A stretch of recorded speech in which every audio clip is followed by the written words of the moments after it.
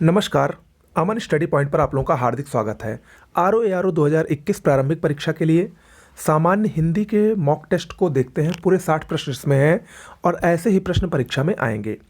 शुरुआत करते हैं। पहला प्रश्न है, आचार का विलोम शब्द है। आचार का विलोम अनाचार होता है। ऑप्शन डी इसमें सही होगा। दूसरा प्रश्न है, स्वाधीन का विलोम है। स्वाधीन का विलोम पराधीन होता है। ऑप्शन सी इसमें सही होगा। अधीन गलत हो जाएगा, अधीन मत लगाइएगा। अगला है, विपरीत अर्थ का बोध कराने वाले शब्द को क्या कहते हैं? विलोम शब्द कहते हैं। ऑप्शन बी सही होगा, विलोम शब्द। ठीक है, देखिए, जो विपरीत अर्थ का बोध कराते हैं उन शब्दों को विलोम शब्द कहा जाता है। परस्पर पर्याय बनाने वाले शब्दों को पर्यायवाची कहा जाता है। और जो शब्द समान अर्थ में प्रयुक्त होते हैं उनको समानार्थी शब्द कहा जाता है। और ऐसे शब्द जिनसे एक ही अर्थ की अनुभूति होती है उनको एकार्थक शब्द कहा जाता है। ओके, तो ये कुछ प्रकार के शब्द हैं। अगला है, उन्मूलन का विलोम क्या है? उन्मूलन का विलोम रोपण होता है। बहुत ही महत्वपूर्ण है, बहुत बार परीक्षा में आया है ये। निषिद्ध शब्द का विलोम, निषिद्ध का विलोम विहित होता है। ऑप्शन ए इसमें सही होगा। नैसर्गिक का विलोम क्या होता है? नैसर्गिक का विलोम कृत्रिम होता है। ऑप्शन सी इसमें सही होगा। ओके, अल्पज्ञ का विलोम क्या होता है? अल्पज्ञ का विलोम बहुज्ञ होता है। ऑप्शन सी इसमें सही होगा। कृश का विलोम, कृश का विलोम पुष्ट होता है या हष्ट पुष्ट इसमें है तो हष्ट पुष्ट भी सही होगा। ऑप्शन डी इसमें सही है। उदय शब्द का विलोम क्या होता है? उदय मतलब निकलना और अस्त का मतलब डूबना। ऑप्शन डी इसमें सही होगा, उदय का विलोम अस्त होगा। अनिवार्य का विलोम क्या है? अनिवार्य का विलोम ऐच्छिक होता है। ऑप्शन बी इसमें सही होगा। ओके, आगे बढ़ते हैं। अब विशेष विशेषण को देखते हैं। जलीय का विशेष रूप क्या है? जलीय विशेषण है, इसका विशेष से जल होता है। ऑप्शन बी इसमें सही है। निशा का विशेषण रूप क्या है? निशा का विशेषण नैश होता है। ऑप्शन डी इसमें सही होगा। देखिए, जो ये 6 पार्ट मैं आपको टेस्ट में करवा रहा हूँ हिंदी के, उन सभी को एक एक मास्टर वीडियो, 1 या 2 वीडियो में मैं जल्द ही आप लोगों के लिए लाने वाला हूँ। बस तैयार हो रहा है, उसमें जो भी मैं दूंगा वो परीक्षा के लिए सफिशिएंट होगा। ओके, तो बस हमारे चैनल पर बने रहें। हमारे चैनल को अगर सब्सक्राइब नहीं किया है तो सब्सक्राइब कर लें, क्योंकि बहुत सारा मटेरियल आपको RO एग्ज़ाम के लिए मिलने वाला है। अगला है, विशेषण शब्द जिस संज्ञा या सर्वनाम की विशेषता बतलाते हैं उसको क्या कहते हैं? उसको विशेष से कहा जाता है। ऑप्शन बी इसमें सही होगा। अगला है, वह नौकर नहीं आया में वह क्या है? वह, आपको बताना है कि वह क्या है। वह नौकर नहीं आया में वह बहुत ही आसान है, ये सार्वनामिक विशेषण है। सार्वनामिक विशेषण।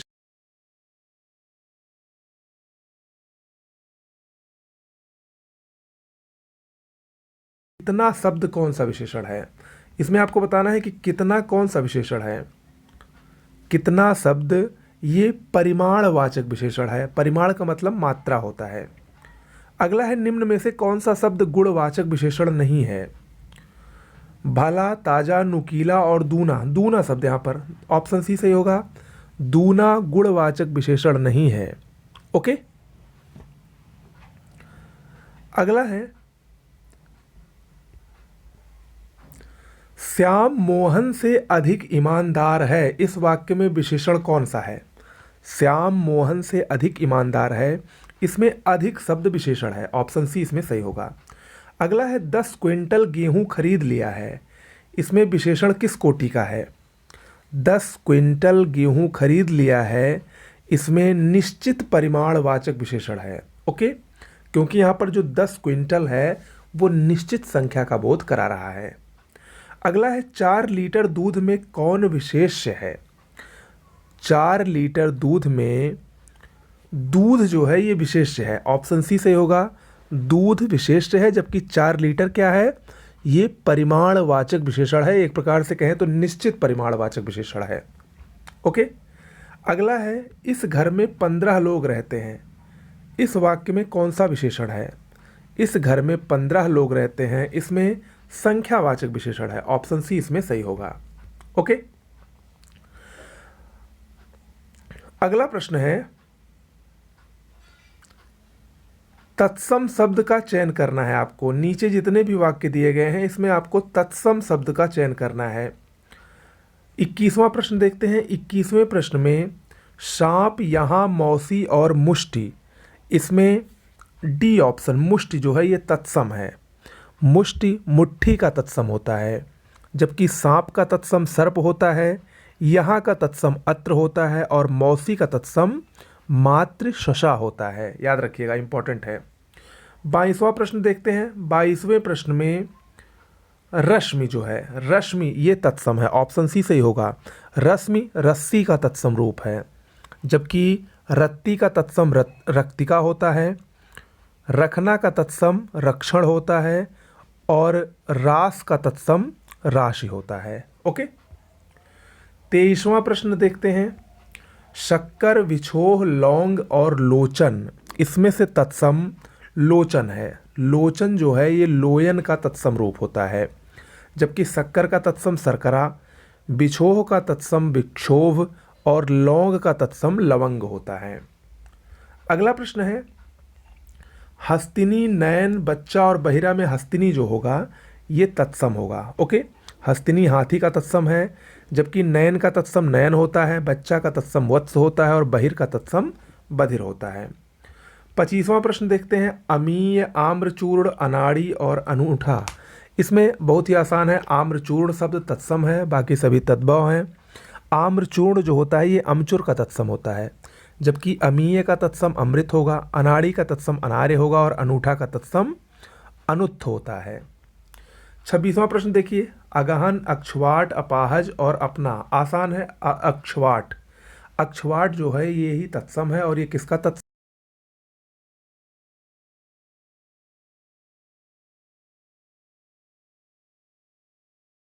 और अपना का तत्सम आत्मनः होता है। ओके, 27वां प्रश्न देखिए। 27वें प्रश्न में तत्सम क्या है।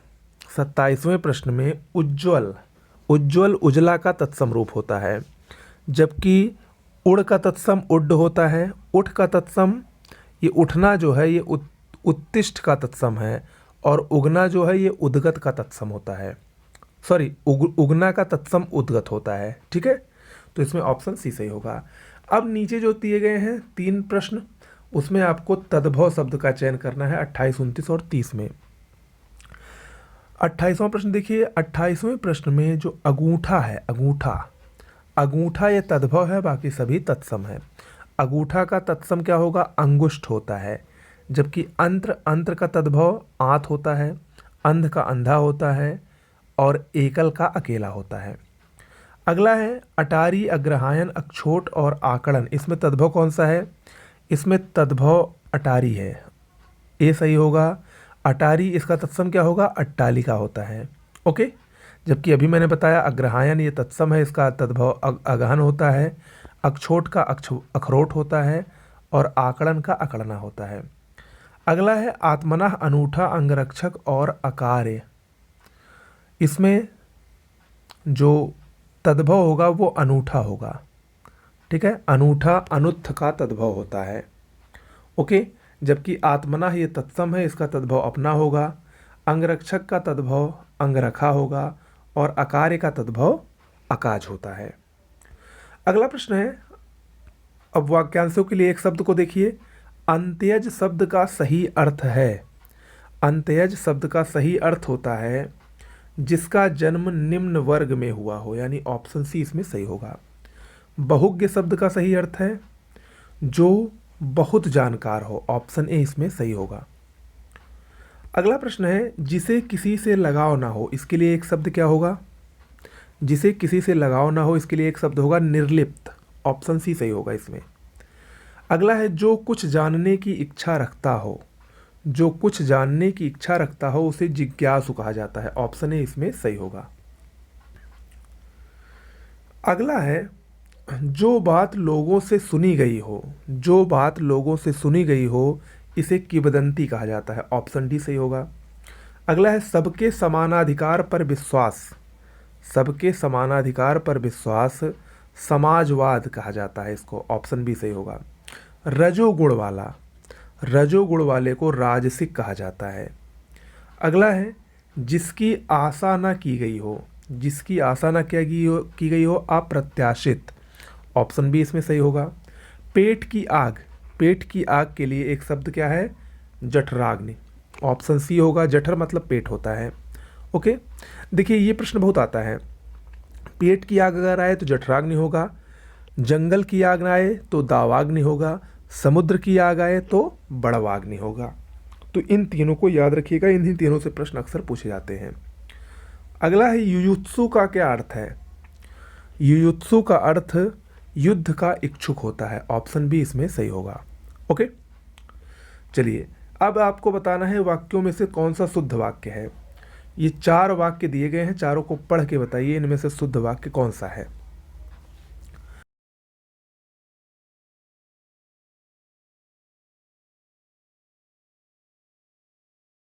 गिरा ये गलत है, गिरी तो बिल्कुल गलत है, और ये बिल्कुल गलत है। ओके, 42वां प्रश्न देखिए, इसमें से एक वाक्य त्रुटिपूर्ण है, आपको वही बताना है कि कौन सा वाक्य त्रुटिपूर्ण है।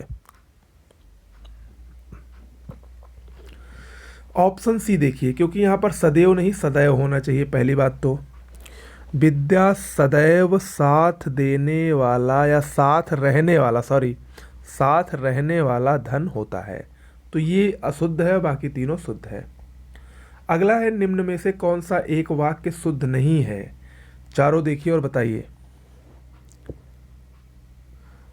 शिष्य गुरु जी के पैर में गिर पड़े, ये शुद्ध नहीं है, और सभी शुद्ध है। अगला है निम्न वाक्यों में से एक अशुद्ध है, इन चारों में से आपको बताना है कि कौन सा अशुद्ध है। राम सीता और लक्ष्मण वन को गए, ये वाक्य अशुद्ध है, इसका शुद्ध क्या होगा, इसका शुद्ध होगा राम सीता और लक्ष्मण वन गए। अगला है निम्न में से एक वाक्य त्रुटिपूर्ण है, आपको बताना है कि कौन सा वाक्य त्रुटिपूर्ण है। इसमें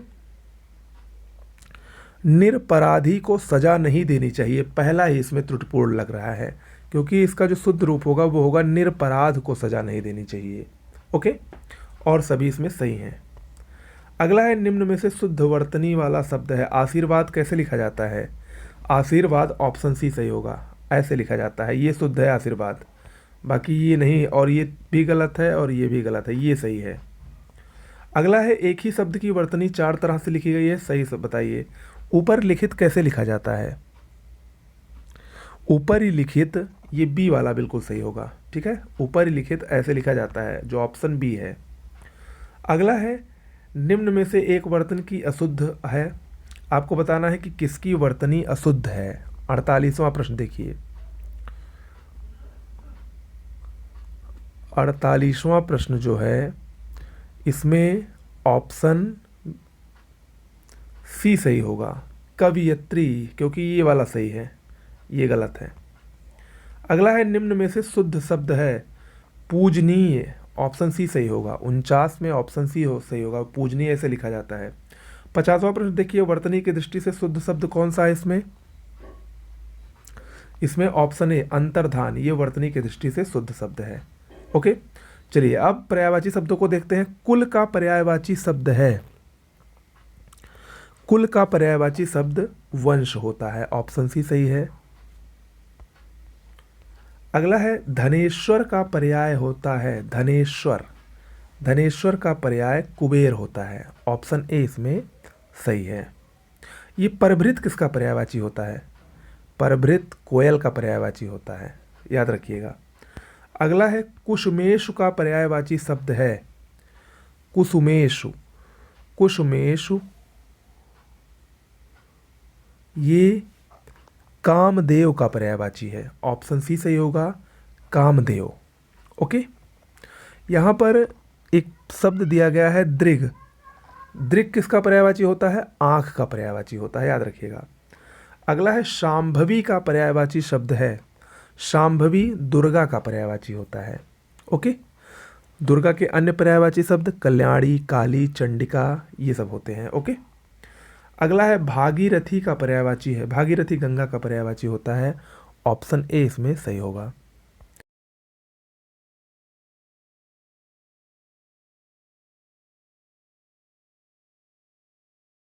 ओके,